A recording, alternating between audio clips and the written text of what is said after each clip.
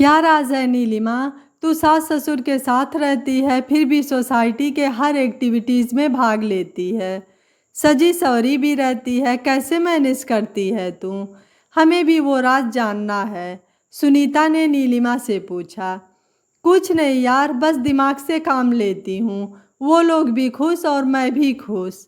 यानी हींग लगे ना फिटकिरी, रंग चोखा चोखा। अर्थपूर्ण मुस्कान से नीलिमा बोली। अब बता भी दे कैसे तुम अपने शौक के लिए समय निकाल लेती है और घर में भी सब बढ़िया। तीसरी सहेली सुप्रिया बोली।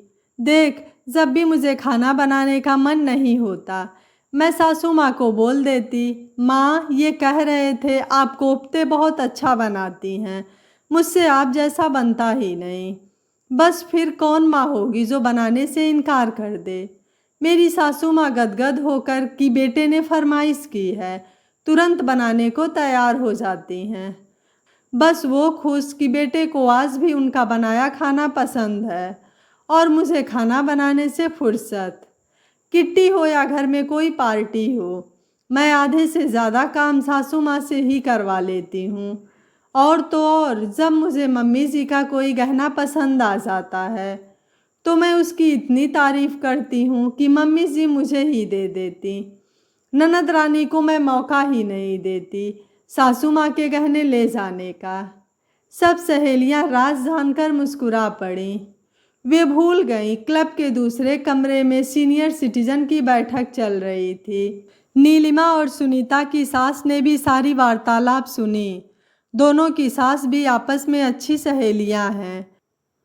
नीलिमा की सासू माँ बिमला जी का चेहरा उतर गया।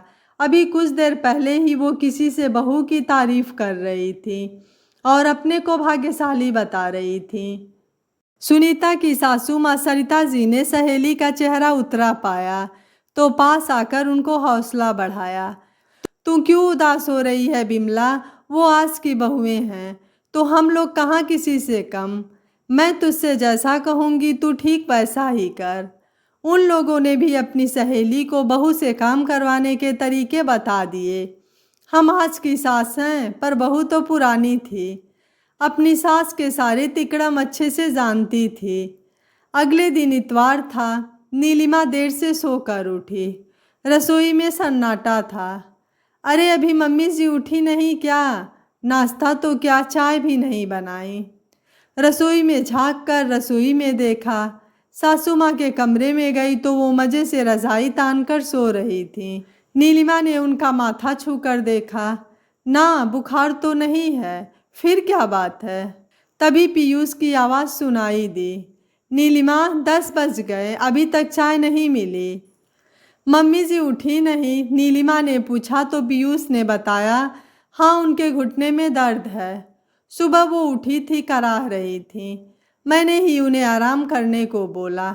हाँ, नाश्ते में आज तो पकौड़ियाँ बनानी है, जल्दी से चाय पिलाकर पकौड़ियाँ खिलाओ। पीयूष की बात सुन नीलिमा बेचारी भागकर रसोई में गई। चाय चढ़ाई पर मूड चौपट हो गया। आज संडे था, सोचा था आराम से सासू माँ के हाथ की गर्म गर्म पकौड़ियाँ खाऊंगी और अदरक वाली स्पेशल चाय पिएगी, पर यहाँ तो उल्टी पड़ गई। सब लोग नाश्ता करने टेबल पर पहुँचे। सासू माँ का मोबाइल बज उठा। बिमला जी ने कॉल उठाया तो उधर से आवाज़ आई, क्या कर रही हो? नाश्ता कर रही हूँ, बहू ने बहुत अच्छी पकौड़ियाँ बनाई है, तुझे खानी है तो तू भी आ जा। 10 मिनट में ही बिमला जी की 3 सहेलियाँ घर पहुँच गईं। नीलिमा को सबको पकौड़ियों का नाश्ता कराना पड़ा। तभी सरिता देवी बोली, अरे बिमला, कल क्लब में हरी साड़ी पहननी है, तुझे याद है कि नहीं? ओहो, मैं तो भूल गई थी। कोई बात नहीं, नीलिमा तुझे हरी साड़ी दे देगी। और हाँ नीलिमा बेटा, साड़ी के संग मम्मी को वो अपना मोती वाला सेट भी दे देना। तेरी सास को भी लगना चाहिए कि नीलिमा की सास है। नीलिमा कुछ बोल नहीं पाई। वहाँ सास के ग्रुप में सब बोल रहे थे, ये बहुएं हमें बनाने चली हैं, इनको नहीं पता कि तू डाल डाल है तो हम सब पात पात हैं। बेचारी नीलिमा का दिमाग अब काम ही नहीं कर रहा था। ये कैसी बयार चली जो उसकी सासू माँ को बदल दिया। दोस्तों, बहू भी बेटी के जैसे ही होती है। उसके साथ भी काम में मदद करने में कोई बुराई नहीं है। लेकिन बहुत बहू यह सोचती हैं कि मेरी सास बेवकूफ़ है और मैं उन्हें खूब बनाकर उनसे काम करवा ले रही हूँ।